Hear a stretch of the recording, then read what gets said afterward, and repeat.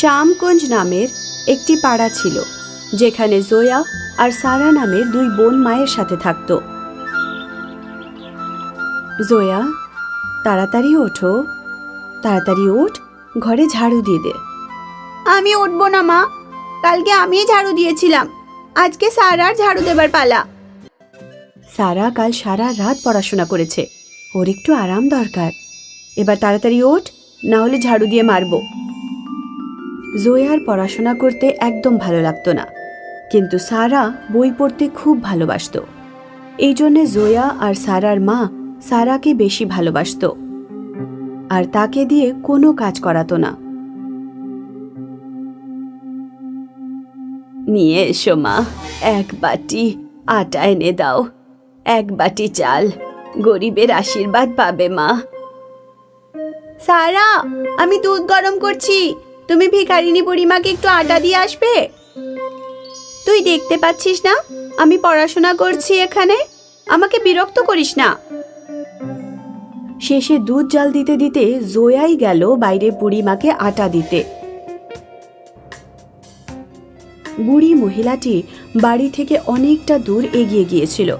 জোয়া আটা নিয়ে দৌড়ে দৌড়ে বুড়ি মহিলাটির কাছে গেল। মাফ করে দিও ঠাম্মা, আজকে একটু দেরি হয়ে গেল। ঠিক আছে মা, তোমার জায়গায় অন্য কেউ হলে ভিক্ষা দেবে বলে এত দূর আসতো না। জোয়া যখন আটা দিয়ে ঘরে ফিরল, সমস্ত দুধ গামলা থেকে উথলে পড়ে গিয়েছিল আর গামলাটা পুড়ে গেছিল। জোয়ার মা বাথরুম থেকে স্নান করে বেরিয়ে দেখল সমস্ত দুধ মাটিতে ছড়িয়ে পড়ে আছে। জোয়া, তুই জানিস আমাদের বাড়ির অবস্থা এত ভালো নয়, আর তুই দুধ নষ্ট করেছিস। মা, আমায় ক্ষমা করে দাও, আমি বুড়িমাকে আটা দিতে গেছিলাম, সারা তো এখানেই বসেছিল, ও তো একটু দুধটা দেখতে পারতো, আমি পড়াশোনা করছিলাম তো। জোয়া, দুধ নষ্ট করার জন্য তোর শাস্তি হবে। দুদিন তুই ঘরের সব কাজ করবি, নয়তো তোকে খেতে কিচ্ছু দেব না। জোয়াকে দুদিন না খেয়ে থাকতে হলো। সারা জোয়াকে দেখে হাসতো আর রাগাতো। দুদিন কেটে যাবার পর রাত্রিবেলা সারা যখন খাটে ঘুমোচ্ছিল, জোয়া রাগের মাথায় তার বিনুনিতে আগুন লাগিয়ে দিল। সারার সব চুল পুড়ে গেল আর ও ন্যাড়া হয়ে গেল। মা দেখো, জোয়া আমার চুলের কি অবস্থা করেছে। মা খুব রেগে গিয়ে জোয়াকে গ্রামের দিদিমার বাড়িতে পাঠিয়ে দেবার সিদ্ধান্ত নিলেন। তোকে এখানে রেখে পড়াশোনা করিয়ে আমি টাকা নষ্ট করব না, তুই গ্রামে যা, ওখানেই থাক।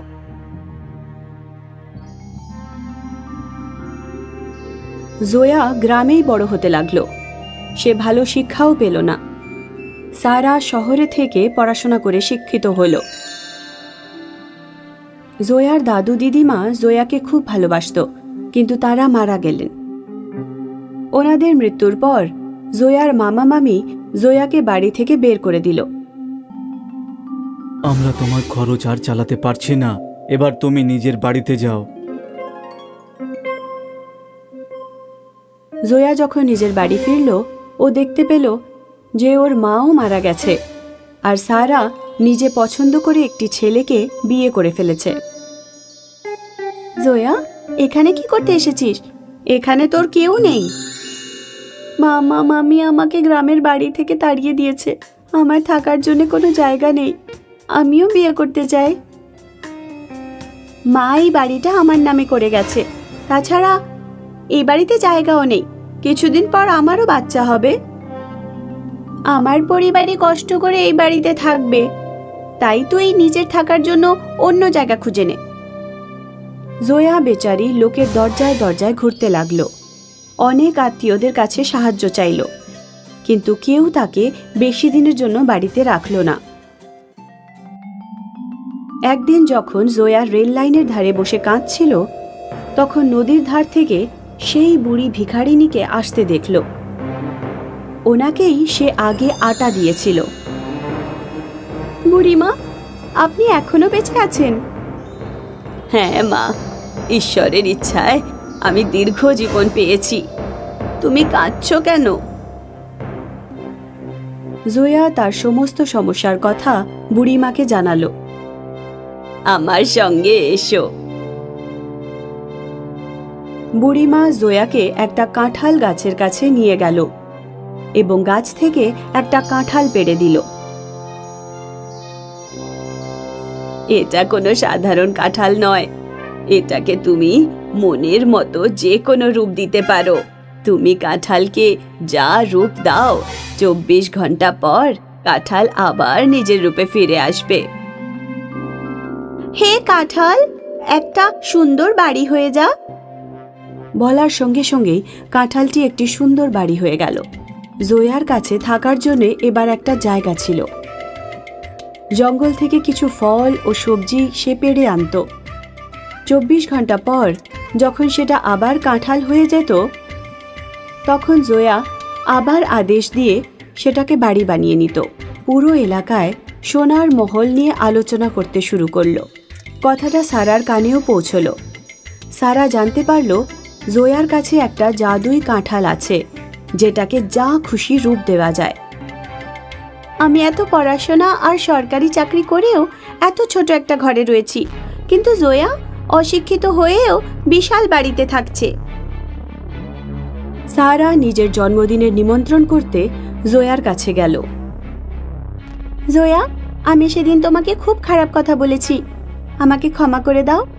আমি বুঝতে পেরেছি নিজের লোক তো নিজেরই হয়। আমার জন্মদিনের পার্টি আছে, তুমি অবশ্যই এসো। জোয়া জাদুই কাঁঠাল নিয়ে সারার বাড়িতে গেল। কেক কাটা আর পার্টি শেষ হয়ে গেলে জোয়া সারার বাড়িতেই ঘুমিয়ে পড়ল। জাদুই কাঁঠাল ওর টেবিলের ওপরেই রাখা ছিল। সারা নিজের স্বামীকে বলল, এবার চুপচাপ এই কাঁঠালটা নিয়ে নাও আর খেয়ে নাও। সারার স্বামী কাঁঠালটা কেটে টুকরো করে খেয়ে নিল। সকালে যখন ঘুম থেকে উঠল, জোয়া কোথাও তার কাঁঠালটা দেখতে পেল না। সারা, তোমার পাশের জাদুই কাঁঠাল রাখা ছিল, তুমি দেখেছো কি? না, আমি তো দেখিনি। এই বলে সারা স্নান করতে চলে গেল। জাদুই কাঁঠাল, তুমি কোথায় আছো? বড় বেলুন হয়ে যাও। জোয়া একথা বলল কারণ কাঁঠাল ফুলে বেলুন হয়ে গেলে জোয়া দেখতে পাবে ওটা। হঠাৎই সারার স্বামীর পেট ফুলতে শুরু করলো, কারণ কাঁঠাল তার পেটেই ছিল। সারা তাড়াতাড়ি এসো, আমার পেট ফুলে ফেটে যাচ্ছে। আরে বাপরে, এটা কি হচ্ছে? কেউ আমার স্বামীকে বাঁচাও।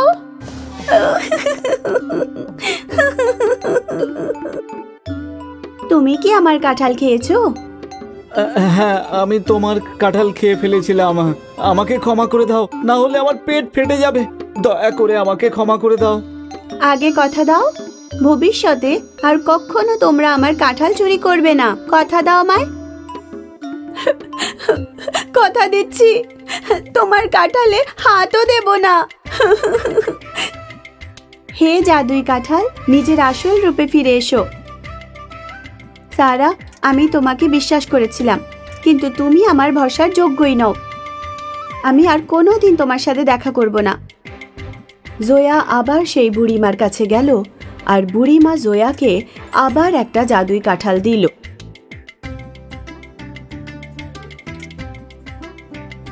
আর তারপর থেকে জোয়া সুখে শান্তিতে জীবন কাটাতে শুরু করলো। অনেক দূর দেশে উলাটপুর নামের একটা গ্রাম ছিল, যেখানে ছেলেরা বাড়ির সব কাজ করত আর বিয়ের পর শ্বশুর বাড়িতেই থাকত। সেখানে মেয়েরা বাইরে কাজ করতে যেত। এই গ্রামে রেণুকা নামে একজন গরিব চাষি মহিলা থাকত। তার 3টি মেয়ে আর একটি ছেলে ছিল। মেয়েদের নাম ছিল কেশরী, অঞ্জলি আর নিহারিকা। কেশরী আর অঞ্জলি ফর্সা আর সুন্দর দেখতে ছিল, কিন্তু নিহারিকার মুখে একটা পোড়া দাগ ছিল। ছোট্টবেলায় নিহারিকার উপর গরম দুধ পড়ে গিয়েছিল, সেই থেকে তার মুখে বড় একটা দাগ হয়ে গেছিল। কেশরী আর অঞ্জলি মাঝে মাঝে নিহারিকাকে কথা শোনাতো যে সে ওদের মতো দেখতে সুন্দরী নয়।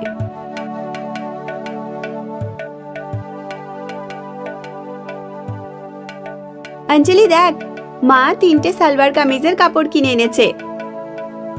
এই কাপড়গুলো তো খুবই সুন্দর। আমি 2টো নেব আর তুই একটা নিয়ে নে। একটা সালোয়ার কামিজের কাপড় আমারও চাই। মা নিশ্চয়ই আমার জন্যও একটা কিনেছে। কাপড় যতই সুন্দর হোক, তোর মতো কুৎসিত মেয়ে পরলে তোর কুৎসিত চেহারার কারণে সালোয়ার কামিজটাও কুৎসিত দেখাবে। একদিন রেণুকা তার 3 মেয়েকে ডেকে বলল, কেশরী, অঞ্জলি আর নিহারিকা, এবার তোমাদের 3জনকেই টাকা রোজগার করতে বাইরে যেতে হবে। শুধুমাত্র চাষ করে বাড়ির খরচ চলছে না আমার, তোমার ভাইকেও তো বিয়ে দিতে হবে, কারণ শ্বশুর বাড়ি ছেলেদের আসল বাড়ি। এই বলে রেণুকা তার মেয়েদের হাতে কিছু টাকা দিয়ে কাজ খুঁজতে পাঠিয়ে দিল বাইরে। 3জন মেয়ে কাজ খুঁজতে খুঁজতে একজন পশুপালক ব্যবসায়ীর কাছে পৌঁছল। ওই ব্যবসায়ী কুকুর, বেড়াল, ঘোড়া এইসব গৃহপালিত পশু বিক্রি করত। তো তোমাদের কাজ চাই? ঠিক আছে, কেশরী, তুমি কুকুরের দোকানে চলে যাও। কুকুরগুলোকে পরিষ্কার রাখা আর ঠিকমতো খাওয়ানো তোমার দায়িত্ব। অঞ্জলি, তোমাকে বিড়ালের দোকানে যেতে হবে, বিড়ালদের খেয়াল রাখবে। আর নিহারিকা, তুমি আস্তাবলে যাও, ওখানে ঘোড়াদের দেখাশোনা করবে। 3 বোন মিলে যার যার কাজ বুঝে নিল। কেশরী আর অঞ্জলি যখনই সুযোগ পেত ওরা নিহারিকার বিপদ বাড়িয়ে দিত। নিহারিকা যখন ঘুমোতো, কেশরী আর অঞ্জলি মিলে আস্তাবলে গিয়ে ঘোড়াদের কাদা মাখিয়ে আসতো। তখন নিহারিকাকে বেকার ঘোড়াদের আবার পরিষ্কার করতে হতো। 2 বছর কেটে গেল। ব্যবসায়ীরা ডেকে 3 বোনকে বলল, তোমরা ভালো কাজ করছো, এবার যদি চাও টাকা নিয়ে তোমরা বাড়ি ফিরতে পারো। 3 জন বোন রোজগার করা টাকা নিয়ে বাড়ি ফিরছিল। রাস্তায় একটা গাছের নিচে তারা বিশ্রাম করবে বলে থামল। আমার তেষ্টা পেয়েছে, একটু জল খেয়ে আসছি আমি। নিহারিকা যেই জল খেতে গেল, কেশরী অঞ্জলিকে বলল, নিহারিকার টাকাটা যদি আমরা পেয়ে যাই ভালোই হবে।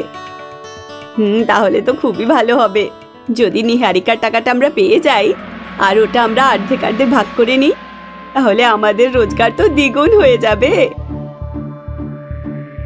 অঞ্জলি আর কেশরী মিলে একটা বড় গর্ত খুঁড়ল আর তার উপর বিচুলি দিয়ে ঢেকে দিল। তারপর নিজেদের টাকার পুটলি গাছের গোড়ায় রেখে দিল আর নিজেরা গর্তের সামনে এসে দাঁড়ালো আর নিহারিকাকে আওয়াজ দিল, নিহারিকা, দেখ আমরা কি সুন্দর প্রজাপতি পেয়েছি, তুই কি নিজের হাতে ধরতে চাস? নিহারিকা প্রজাপতি ভালোবাসত। সেও বাকিদের টাকার থলির পাশে নিজের থলিটা রাখলো। তারপর প্রজাপতি ধরবে বলে কেশরীর দিকে এগিয়ে গেল। যখনই ও ঘাসের ওপর পা দিল, নিহারিকা সোজা গর্তে গিয়ে পড়ল। ওরা তখন নিহারিকার টাকার থলি নিয়ে পালিয়ে গেল। কিছুক্ষণ পর সেখান দিয়ে একটা কাঠুরিনে যাচ্ছিল। সে গর্ত থেকে আওয়াজ শুনতে পেল, শোনো, কেউ কি বাইরে আছে? আমাকে এখান থেকে বের করো, আমার সাহায্য করো। কাঠুরিনী কোনো রকমে দড়ি দিয়ে বার করলো নিহারিকাকে। গর্তে পড়ে যাবার জন্যে নিহারিকার পায়ের হাড় ভেঙে গেছিল। নিহারিকার সেরে উঠতে কয়েক মাস সময় লাগলো। সেরে উঠে নিহারিকা যখন বাড়ি পৌঁছলো, তখন ও জানতে পারল যে তার মা মারা গেছে আর ভাইয়ের বিয়ে হয়ে গেছে। অঞ্জলি আর কেশরীও বিয়ে করে নিয়েছে। নিহারিকা, তোমার এই বাড়িতে কোনো জায়গা নেই। আমি আর কেশরী তোমাকে ঢুকতে দেব না। এখান থেকে চলে যাও তুমি, আর কখনো তোমার মুখ এখানে দেখাবে না। নিহারিকার কাছে কোনো টাকা পয়সা ছিল না। সে রাস্তায় রাস্তায় খিদে তেষ্টা নিয়ে ঘুরতে লাগলো। যখন আর হাঁটতে পারছিল না, তখন নিহারিকা একটা শুকনো পেঁপে গাছের তলায় গিয়ে বসলো। যদি এই গাছটায় পেঁপে হতো, আমি খেতে পারতাম। খুব খিদে পেয়েছে। তখনই ওই গাছ থেকে একটা আওয়াজ আসলো। এই মেয়ে, তুমি আমার চারপাশে গর্ত করে জল দিয়ে ঘিরে দেবে বলো? আমি কি ভুল শুনছি নাকি? এই আওয়াজ কোথা থেকে আসছে? আমি একটা জাদু গাছ, আমি কথা বলতে পারি। তুমি আমার চারপাশে যদি জল দিয়ে ঘিরে দাও, আমি আবার সবুজ হয়ে উঠব। নিহারিকা গাছের চারপাশে গোল করে নালার মতো খুঁড়ল, তারপর তাতে জল ভরে দিল। সঙ্গে সঙ্গে গাছটা সবুজে ভরে গেল আর তাতে বড় বড় পেঁপে ধরে গেল। তখনই ওই গাছটা থেকে একটা পেঁপে নিচে পড়ে গেল আর সেটা একটা বাড়ি হয়ে গেল। ও মা, কি সুন্দর একটা পেঁপের বাড়ি! হ্যাঁ, আমার পেঁপে যেখানেই রাখবে সুন্দর একটা বাড়ি হয়ে যাবে, যার ভেতরে সব রকমের সুযোগ সুবিধা থাকবে। ট্যাঙ্ক থেকে পেঁপের রস বেরোবে, তুমি ওই রস খেয়ে খিদে আর তৃষ্ণা দুটোই মেটাতে পারবে। তাছাড়া তুমি এর রস যদি আগুনে ফোটাও তাহলে সোনা হয়ে যাবে। ওদিকে কেশরী আর অঞ্জলির সমস্ত টাকা শেষ হয়ে আসছিল। তারা আবার কাজের খোঁজ করতে বাইরে বেরোলো। তারা যখন জঙ্গলের পাশ দিয়ে যাচ্ছিল, পেঁপের বাড়িটা ওরা দেখতে পেল আর এগিয়ে দেখলো বাড়ির বাইরে নিহারিকা সোনার চেয়ারে বসে বই পড়ছে। নিহারিকা, এটা কি তোর বাড়ি? তুই কি এত বড় লোক হয়ে গেছিস যে সোনার চেয়ারে বসিস? হ্যাঁ, এটা আমার বাড়ি আর এখানে সব জিনিসই সোনার তৈরি। কিন্তু আমি তোমাদের ঢুকতে দেব না, কারণ আমার তোমাদের ব্যবহার খুব ভালো করে মনে আছে। এইটুকু বলে নিহারিকা ঘরের ভেতরে চলে গেল। অঞ্জলি আর কেশরী নিহারিকার বাড়িটা কি করে ছিনিয়ে নেবে প্ল্যান করতে লাগলো। কি বলিস কেশরী? আরেকবার নিহারিকাকে মজা দেখাই? হ্যাঁ, পেঁপের বাড়িটা যদি আমরা পাই তো আমাদের দারুণ মজা হবে। এবার নিহারিকাকে নিয়ে কোনো গভীর কুয়োতে ফেলে দেব। রাতে অঞ্জলি আর কেশরী ঘরের দরজার দিকে এগিয়ে গেল, কিন্তু হঠাৎই দুজন একটা গর্তে গিয়ে পড়ল। তখনই নিহারিকা বাড়ি থেকে বেরিয়ে এলো। তোমরা দুজন যেরকম ছক করে আমাকে গর্তে ফেলেছিলে, ঠিক সেভাবেই আমিও তোমাদেরকে গর্তে ফেলে দিয়েছি। এই গর্তটা একটু বেশি বড়, কিন্তু চিন্তা করো না তোমরা, আমি তোমাদের খাবার দিতে থাকবো, কিন্তু কখনোই বাইরে বের করব না। এরকম বলে নিহারিকা ঘুমোতে চলে গেল আর অঞ্জলি আর কেশরী গর্তে বসে কাঁদতে শুরু করলো।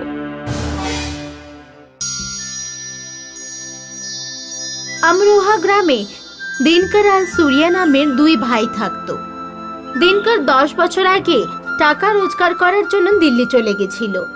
ও সেখানে মিষ্টির দোকান চালাতো। সুরিয়া গ্রামে থেকেই চাষবাস করত। দিনকর আর সুরিয়া দুজনের নামে 50-50 বিঘে আমের জমি ছিল। ওই আম গাছগুলোতে খুব মিষ্টি আম হতো। দিনকরের মেয়ে করিশ্মা আমের বাগানে ঘুরতে ভালোবাসতো। বাগানের কোণে একটা খুব বড় ঘন আমের গাছ ছিল। করিশ্মা স্কুল থেকে এসে ওই গাছের নিচে খাট পেতে দিত আর কোকিলের মিষ্টি আওয়াজ শুনে শুনে নিজের হোমওয়ার্ক করত। প্রতি বছর আম পাকার সময় দিনকর গ্রামে আসতো আর সুরিয়ার সাথে আম বিক্রি করে আবার দিল্লি ফিরে চলে যেত। এই 10 বছরে দিনকরের আর্থিক অবস্থা যথেষ্ট ভালো হয়ে গেছিল। একদিন সুরিয়ার বউ শিলা তেলে ভাজা নিয়ে দিনকরের ঘরে গেল। করিশ্মা, আজ আমি অনেকদিন পরে পেঁয়াজি ভেজেছিলাম, ভাবলাম একটু তোমাদেরও দিয়ে দিই। ভালো হয়েছে জেঠিমা, তুমি এখানে পেঁয়াজি দিতে এসেছো। আমি তোমাদের ঘরেই আসছিলাম। কাল বাবা এসেছিল আর আমার জন্য আর মায়ের জন্য সোনার কানের দুল এনেছে, একজোড়া তোমার জন্যও এনেছে। শিলা খুব তাড়াতাড়ি ঝাপটে কানের দুলটা নিয়ে নেয় আর দৌড়তে দৌড়তে নিজের ঘরে যায় আর নিজের স্বামী সুরিয়াকে বলে, তোমার ছোট ভাইয়ের কাছে এত টাকা এসে গেছে যে ও নিজের বউ আর মেয়ের সাথে আমার জন্য কানের দুল বানিয়ে দিয়েছে। যখন দিনকর শহরে এত রোজগার করছে, তাহলে তুমি বাগানে ওকে অংশ দিচ্ছ কেন? ওর তো শুধু একটা মেয়ে আছে, আমাদের তো দুটো ছেলে, খরচা তো আমাদেরই বেশি, তাই না? আমি চিরকাল দিনকরকে বাগানের অংশ দিয়ে এসেছি, আর দিনকরের পরিবারও এখানেই আছে। পৈতৃক সম্পত্তিতে যতটা অধিকার আমার আছে, অতটাই দিনকরেরও রয়েছে। দিনকর শহরে যে রোজগার করে তার অর্ধেক অংশ তোমাকেও দেওয়া উচিত। শহরে ও নিজেও পরিশ্রম করে রোজগার করে, ও নিজের রোজগারের ভাগ আমায় কেন দিতে যাবে? সূর্যা নিজের ভাইয়ের প্রতি সৎ ছিল, কিন্তু ওর বউ ওকে দিনকরের বিরুদ্ধে ক্রমশ ভড়কাতে শুরু করেছিল। আর কতদিনই বা সূর্যা সৎ হয়ে চলতে পারতো। আস্তে আস্তে ওর বউয়ের কথাই মানতে শুরু করলো। একদিন করিশ্মার ফোনে দিনকরের বন্ধুর ফোন এলো। বন্ধু বলল যে ওর অ্যাক্সিডেন্ট হয়ে গেছে। খবরটা শুনতেই করিশ্মা আর ওর মা দিনকরের কাছে দিল্লি চলে গেল। সূর্যা আর ওর বউ দিনকরকে দেখতে গেল, কিন্তু তাড়াতাড়ি ফিরে এলো। ওগো শুনছো, আমি বলছি এটাই সুযোগ বাগানটাকে নিজের হাতে করে নেওয়ার। এখন তুমি একটুকু সময় নষ্ট করো, তাহলে পরে পছতাবে। সূর্যা গ্রামের প্রধানকে বলল যে ওর ভাই দিনকর আর দিনকরের পরিবার আর কখনো গ্রামে ফিরবে না, আর দিনকরের ভাগের বাগান প্রধানকে বিক্রি করে দিল। এত উর্বর আর দামি বাগান প্রধান সঙ্গে সঙ্গেই কিনে নিল। কয়েক মাস পরে করিশ্মা নিজের গ্রামে ফিরে এলো আর সূর্যার বাড়িতে গেল। জেঠিমা, বাবার শরীর এখনো ঠিক হয়নি, মা ওখানেই আছে। আমাদের বাগানের আম বিক্রি করে সূর্যা জেঠু যে টাকাটা পেয়েছে সেটা বাবা নিয়ে যেতে বলেছে। তোমাদের বাগান ছিল, কিন্তু এখন আর নেই। আমরা ভাবলাম যে তোমাদের পরিবার আর কখনো ফিরবে না, এই জন্য আমরা বাগানটা প্রধানকে বিক্রি করে দিয়েছি আর বাড়ি বানিয়ে ফেলেছি। এতদিনে তো সব টাকা শেষ হয়ে গেছে। কিন্তু চিন্তা করো না, কোণের যে আম গাছটা তোমার খুব পছন্দ ছিল ওটাকে বিক্রি করিনি। তুমি ওটার নিচে বসে আরাম করতে পারো। করিশ্মা দৌড়ে দৌড়ে প্রধানের কাছে গিয়ে পৌঁছলো। প্রধান বাবু, আমাদের আমের বাগান ফেরত দিয়ে দিন। বাবা হাসপাতালে ভর্তি আছেন, সব কাজ ব্যবসা বন্ধ হয়ে গেছে। বাগান ছাড়া খেতে পড়তেও অসুবিধে হয়ে যাবে। আমি তোমার জেঠুকে টাকা দিয়ে দিয়েছি, যা কথা বলার ওনার সাথে গিয়ে কথা বলো, বুঝতে পেরেছো? প্রধান করিশ্মাকে নিজের বাড়ি থেকে তাড়িয়ে দিল। করিশ্মা বেচারি নিজের বাগানের কাছে গেল আর ওই কোণের আম গাছটার নিচে বসে কাঁদতে শুরু করে দিল, যেখানে আগে ও প্রায় বসতো। এখন বাবার চিকিৎসা কি করে হবে? আমি কি করে পড়াশোনা করব? আমরা এখন সবাই কি খাবো? করিশ্মা গাছের নিচে বসে কাঁদছিল। তখনই ও দেখলো যে গাছের ডালে কিছু একটা সোনা জিনিস চমকাচ্ছে। করিশ্মা যখন ভালো করে দেখলো তখন বুঝতে পারলো যে গাছের ডালে একটা সোনার পাখি বসে আছে। করিশ্মা অনেকক্ষণ ধরে ওই পাখিটাকে দেখতে থাকলো। বিশ্বাস হচ্ছে না, ওটা সোনার পাখি। তারপর হঠাৎ ওই পাখিটা বলে উঠলো। করিশ্মা এত আজব বুলি আগে কখনো শোনেনি। পাখির বুলিতেই গাছের সব আম সোনার হয়ে গেল। এমন মনে হচ্ছে আমি কোনো স্বপ্ন দেখছি। করিশ্মা গাছের উপরে উঠে সব আম পেড়ে একটা ঝুড়িতে জমা করে নিল আর বাড়ি নিয়ে যেতে লাগলো। রাস্তায় ওর শিলার সাথে দেখা হয়। শিলা দেখলো যে করিশ্মা ঝুড়ি ভরে সোনার আম নিয়ে যাচ্ছে। ও তখনই করিশ্মাকে থামিয়ে জিজ্ঞেস করলো, আরে করিশ্মা, এই সোনার আম তুমি কোথায় পেলে? ভালো হচ্ছে জেঠিমা, তুমি কোণের আম গাছটা আমার জন্য রেখে দিয়েছিলে। ওই গাছে আজ একটা সোনার পাখি এসেছিল। যেই নাও বললো সব আম সোনার হয়ে গেল। আমি আমগুলো বিক্রি করতে শহরে যাচ্ছি বাবার চিকিৎসা করানোর জন্য। শিলা তখনই সূর্যাকে গিয়ে সোনার পাখির ব্যাপারে বলল।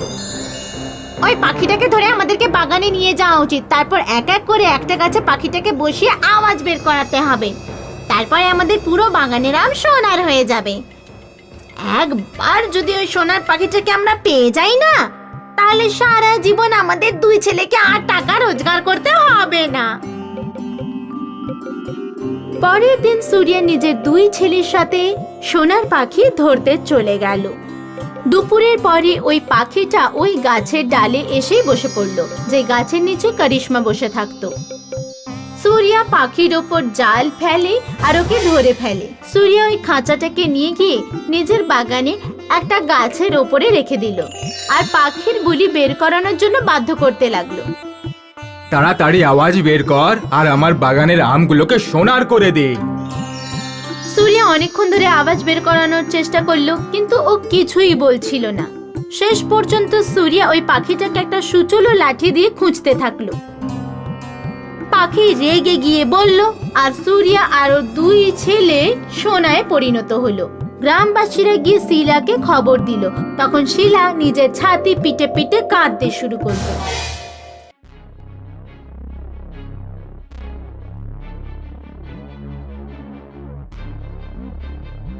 পানসিং কোন এক সময় গ্রামের দারোগা ছিল।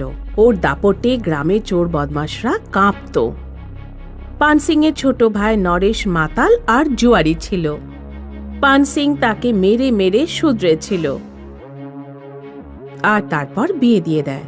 কিন্তু আজ পানসিং খাটের থেকে ওঠার অবস্থাতে নেই। পানসিং এর এমন অবস্থা তার বউ মারা যাওয়ার পর হয়েছিল। একবার পানসিং ট্রেনিংয়ে গিয়েছিল। তখন পানসিং এর বউয়ের জ্বর হয়। ও বাড়িতে থাকা এক্সপায়ার হওয়া ওষুধ খেয়ে নেয়। বউয়ের মৃত্যুর শোক পানসিং সইতে পারে না, আরও টিবি হয়ে যায়। তখন থেকেই পানসিং খাটেই পড়ে থাকত আর তার মেয়ে গৌরী বাবার সেবা করত। বাবা, একটু ডালিয়া খাও না। কিছু না খেয়ে ওষুধ খেতে ডাক্তার বারণ করেছে। আমার কিছু খেতে ইচ্ছে করছে না গৌরী। সামনেই নবরাত্রি। নির্মলা যখন জীবিত ছিল তখন নবরাত্রির শেষ দিনে তখন ক্ষীর, পোলাও ও অনেক রকমের সুস্বাদু রান্না করত। পানসিং এর ছোট ভাই নরেশ আর তার বউ পানসিং এর মৃত্যুর অপেক্ষায় ছিল। ওদের প্ল্যান ছিল পানসিং মারা গেলেই গৌরীর বিয়ে দূরে কোথাও দিয়ে দেবে আর তারপর পানসিং এর জমি বাড়ি সব তাদের ছেলের হয়ে যাবে। তোমার ভাইজি গৌরী তো বাবাকে মরতেই দেবে না। খাবার, ওষুধ সবকিছুর পুরো খেয়াল রাখে। কিছু ব্যবস্থা করো যাতে এই মাথা ব্যথা তাড়াতাড়ি সেরে যায়। আমি কি করব? যতদিন দাদা বেঁচে আছে ততদিন তো হজম করতেই হবে। তুমি এত তাড়াহুড়ো করছো কেন? তোমার যেমন বোকার মতো বুদ্ধি। তোমার দাদা বেঁচে থাকতে যদি গৌরীর বিয়ে হয় তাহলে সব গৌরীর নামে লিখে দেবে দাদা। তারপর তুমি কি করবে? হ্যাঁ, যদি তুমি বলো তাহলে তোমার দাদার ব্যবস্থা আমি করি। তুমি কি করে তার ব্যবস্থা করবে? নরেশের বউ ওষুধের দোকান থেকে টাকা দিয়ে পানসিং এর যে ওষুধগুলো চলছিল সেগুলোর এক্সপায়ার্ড ওষুধ কিনে আনে ও পানসিং এর নতুন ওষুধ বদলে পুরনো ওষুধ রেখে দেয়। পরের দিন গৌরী ওষুধের তারিখ না দেখে বাবাকে ওষুধ খাইয়ে দেয় আর পানসিং মারা যায়। বাবা, তুমি আমাকে ছেড়ে এত তাড়াতাড়ি চলে গেলে কেন? প্রথমে মা ছেড়ে চলে গেল, এখন তুমিও চলে গেলে। শান্ত হও গৌরী, সবই ভগবানের ইচ্ছা। আমরা আছি তো, তোমার বাবার অভাব আমরা বুঝতে দেব না আর ধুমধাম করে তোমার বিয়ে দিয়ে দেব। নরেশ গঙ্গার পাড়ের অনেক দূরের এলাকায় খুব গরিব এক ছেলের সাথে গৌরীর বিয়ে দিয়ে দেয়। যাও গৌরী, তোমার শ্বশুর বাড়িতে আনন্দে বাস করো। কোনো আনন্দ উৎসবে আমি তোমার সঙ্গে দেখা করতে আসব। কাকু, আমি বাবার ওই বড় ছবিটার সঙ্গে করে নিয়ে যেতে চাই। হ্যাঁ, নিশ্চয়ই নিয়ে যাও। এমনিতেও আমরা ওই ছবিটার করবোটাই বা কি। দাদা তো আমাদের মনে রয়েছে। গৌরী শ্বশুরবাড়িতে পৌঁছে সব কথা বুঝতে পারে। ওর শ্বশুরবাড়িতে খাবারের খুব অভাব ছিল। যেদিন গৌরীর বর মজুরের কাজ পেত না সেদিন চাটনি রুটি দিয়ে গৌরীর কাজ চালাতে হতো। কাকু এত বড় ধোঁকা আমার সাথে কেমন করে করলো? কাকু তো বলেছিল আমার বর 200 বিঘা জমির মালিক, বাড়িতে 1 ডজন চাকর আছে, কিন্তু এখানে তো কিচ্ছু নেই। বিয়ের বেশ কয়েক মাস কেটে যাওয়ার পরেও নরেশ একবারও গৌরীর খোঁজ খবর করতে যায়নি। তখন গৌরী বুঝতে পারে ওর কাকু ধোঁকা দিয়ে গৌরীকে কাঁধ থেকে ঝেড়ে ফেলেছে। গৌরী তার বাবার যে বড় ছবিটা এনেছিল সেটা সামনে রেখে রোজ কাঁদত। একদিন রাতে কাঁদতে কাঁদতে গৌরী ঘুমিয়ে পড়ে। তখন ও একটা স্বপ্ন দেখে। স্বপ্নেতে গৌরী দেখে ছবি থেকে ওর বাবা ওর সাথে কথা বলছে। কাঁদিস না মা, আমি সব সময় তোর সঙ্গে আছি। তোর যা প্রয়োজন তুই আমার ছবির কাছে চাইতে পারিস। বাবা, সবার আগে আমি বাড়ি ফিরে যেতে চাই। পরের দিন গৌরী ঘুম ভাঙতেই ও নিজেকে নিজের বাড়িতে দেখতে পায়। বাবার ছবি ওর সামনেই টাঙানো ছিল। নরেশ আর তার বউ গৌরীকে ঘরে থেকে চমকে যায়। গৌরী, তুই এখানে কি করে এলি? কে তোকে এখানে নিয়ে এলো? বাহ কাকু, যদি তোমার আসল চেহারা আগে জানতাম তাহলে আমি এখান থেকে যেতামই না। এত গরিব বাড়িতে আমার বিয়ে দিয়ে আমার জীবন নষ্ট করেছো, আর এখানে বাবার জমি সম্পত্তি সব নিজে দখলে করে নিয়েছো। তোমার কি মনে হয় এত সহজে আমার থেকে মুক্তি পাবে? এটা আমার বাড়ি, আর যতদিন আমি বেঁচে আছি এখানকার সব জিনিসে আমার অধিকার। নরেশ তার আসল রূপে চলে আসে। মুখে মুখে তর্ক করবি না বলে দিলাম। এখন কিন্তু তোর বাবা বেঁচে নেই যে তোকে বাঁচাতে আসবে। মারবো 2 চর, কাঁদতে শুরু করে দিবি। 2-4 দিন থাক এখানে, তারপর তোর বরকে ডেকে তোকে বিদায় করব। গৌরী বাড়িতে এসেও কাকুকে কিছুই করতে পারে না। ও একা ছিল, আর কাকুর গোটা পরিবার ছিল। সেদিন রাতে আবার গৌরী তার বাবার ছবির সামনে কাঁদতে কাঁদতে ঘুমিয়ে পড়ে। সেই স্বপ্ন আসে। বল মা, কি চাস তুই? বাবা, আমার 7টা পালোয়ান চাই যারা আমাকে রক্ষা করবে।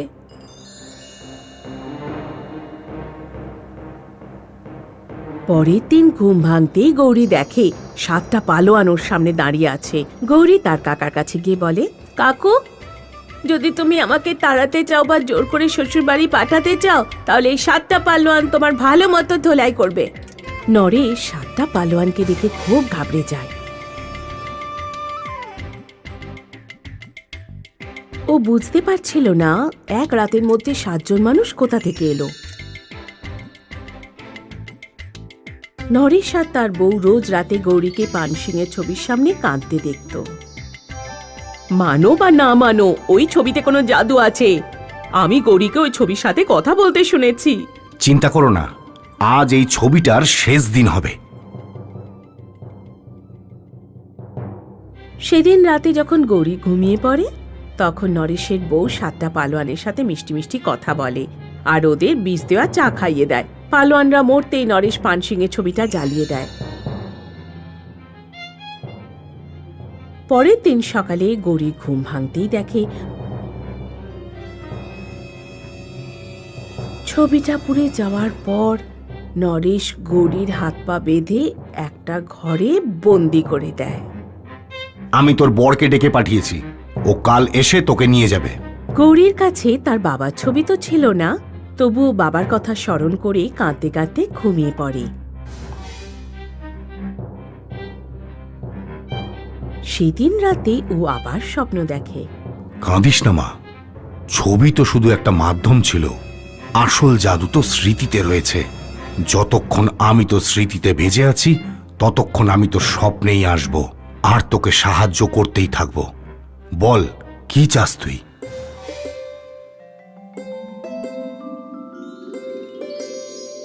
এবার গৌরী 7 জন বন্দুকধারীকে চায়। নরেশের পরিবার গৌরীর বাড়ি থেকে ভয়ে পালিয়ে যায় আর কখনো তারা ফিরে আসেনি।